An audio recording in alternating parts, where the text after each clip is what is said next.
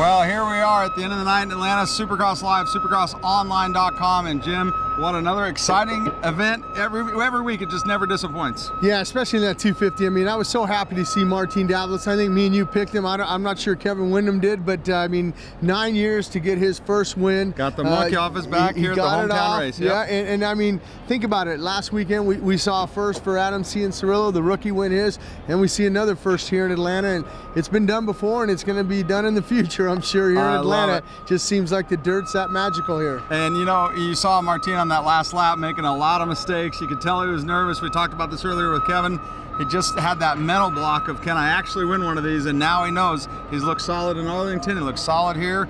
Fast in practice, smoked in the heat race, and he's the real deal. This is going to be a great season for him. And then how do you count out Adam Cianciarillo? Their teammate Blake Baggett, of course, had a rough night, had to come from behind, wound up 5th, I believe. And then the two Geico Honda boys, 3rd and 4th, with a great ride by Bogle in 3rd and Morton 4th. Yeah, and you mentioned a guy like Bogle. You know, I mean, he really even shouldn't be riding right now. I mean, the guy is just happy. I did the interview with him on the podium, you know, brought to you by AMSOIL, and he's just, you know, so excited to be here with a 5th last week and then a 3rd. He's in the hunt. But, you know, you mentioned Adam Cianciarillo. You know, he had some problems tonight in practice. I mean, he went down in the whoops twice.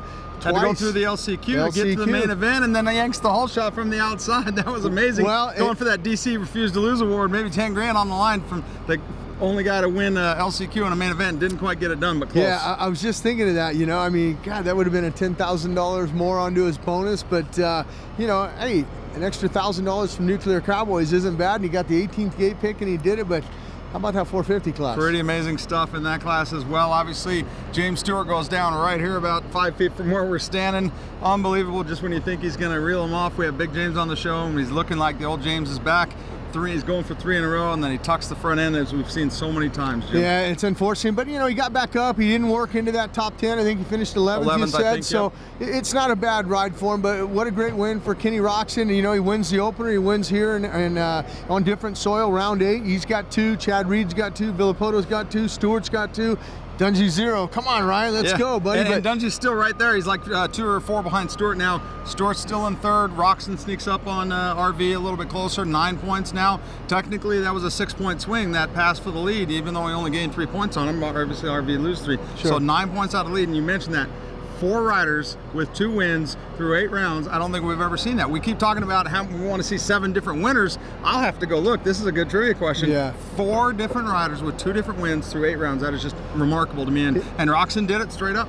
Yeah, and the other guy that I thought rode really good tonight, he finished up in that 6th, and he got the whole shot and collected $1,500 from Nuclear Cowboys. Had a run in, and I'm sure it's going to be blown up on Twitter, him running into Brock Tickle. Same corner, right? Same corner. I mean, that was the corner where you came back across the starting line, and you know, I'm not so sure. I mean, I don't even think they were in transfer spots at that point. You know, I mean, that was just I mean, you're not even in the top 4, and you're banging on each other for 5th and 6th or whatever. But Mike Alessi put in a great ride, in my opinion, for that 6th. And who finishes behind him? Brock Tickle. Everybody was waiting for him to catch up there in the end. A great ride by Tickle to catch up to 7th.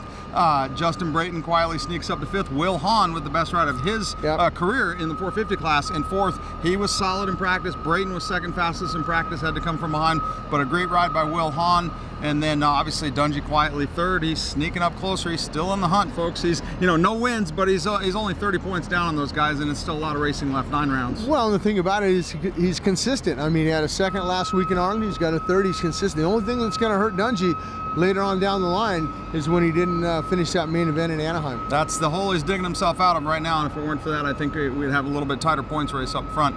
But yeah, great season so far. That's going to do it for us here from Atlanta. Paul Lindsey, Jim Holley. Kevin Barnett will be back next week in Indianapolis, and then I'll be rejoining you guys one more time in Detroit. It's been an honor and a pleasure working with you guys. I've had a lot of fun. We're just fans like you guys are. So thanks for joining us. Paul Lindsey, Jim Holley from Atlanta, Supercross Live on supercrossonline.com.